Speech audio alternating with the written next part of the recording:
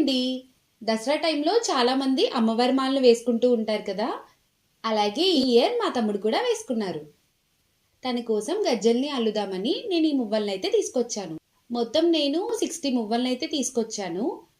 First ఇలా ఈ మువ్వల్ని థ్రెడ్‌కి గుచ్చి గజ్జెలు అల్లడం అయితే స్టార్ట్ చేశాను. ఇది ఎలా అల్లాలో చాలా మందికి తెలిసే ఉంటుంది. మనం చిన్న పిల్లలకి మొలతాడు అల్లుతాం కదా! సేమ్ అలాగే ఒక్కొక్క అల్లుకి ఒక్కొక్క మువ్వని యాడ్ చేసుకుంటూ గజ్జెలనైతే అల్లేశాను.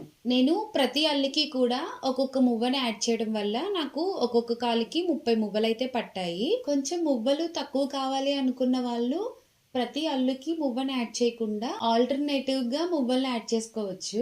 భవానీ మాల వేసుకున్న వాళ్ళు కాళ్ళకి పారాని రాసుకుని ఇలా గజ్జెలు పెట్టుకొని నడుస్తూ ఉంటే చాలా బావుంటుంది. నాకైతే చాలా ఇష్టం. మీలో ఎంతమందికి ఇలా ఇష్టమో కామెంట్ చేయండి. అలాగే నేను అల్లిన ఈ గజ్జెలు ఎలా ఉన్నాయో కూడా కామెంట్ చేయండి.